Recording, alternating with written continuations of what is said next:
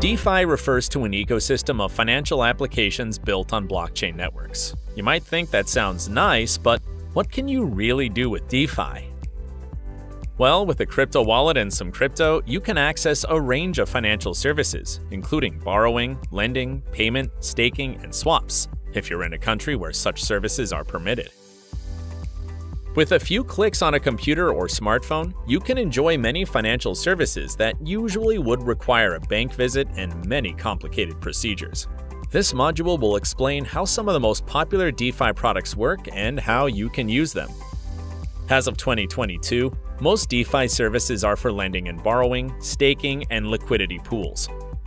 Financial services such as mortgages and insurance are also natural use cases for DeFi, but we are still at a very early stage for these. Blockchain-based insurance, for example, is mostly confined to insurance for certain types of crypto deposits and investments. Before we get into these DeFi services, we must first explain the concept of a stablecoin.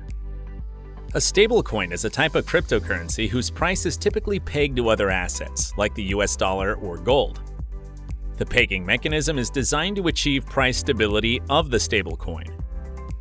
You may ask, why do we need stablecoins? Well, you know that crypto prices are very volatile. Suppose you put up some Bitcoin as collateral to borrow $1,000. If Bitcoin price goes down a lot, your lender may become nervous and ask you to put up more Bitcoin as collateral, or sell your Bitcoin so that the lender can get the money back. If you can use cryptos with relatively stable prices as collateral, then this problem can be alleviated. The need for cryptos with price stability exists in most crypto transactions. That's why stablecoins are a vital component of the DeFi ecosystem. Now that we know what stablecoins are, let's go into crypto borrowing and lending, which is among the most popular applications in the DeFi space. Crypto lending works by taking crypto from one user and providing it to another with interest. In most cases, the loan taker must put up some collateral before borrowing any crypto. On the other side of the loan, you may have a smart contract that mints stablecoins to lend out, or a platform lending out funds from another user. The exact method of managing the process changes from platform to platform. You can find crypto lending services on centralized and decentralized platforms, but the core principles remain the same. Crypto borrowing and lending is usually done without credit checks, and loan transactions are settled instantly. These features could be a boon or a bane. You need to be careful with various risks that could lead to losses. Another popular DeFi application is decentralized exchanges, often called DEXs.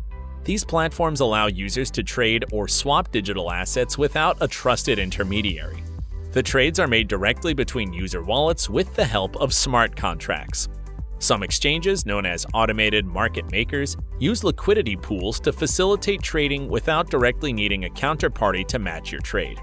You can think of them as a robot, always willing to quote you a price between two assets, essentially allowing anyone to become a market maker on an exchange and earn fees for providing liquidity. Another popular DeFi service is yield optimization, also known as yield farming.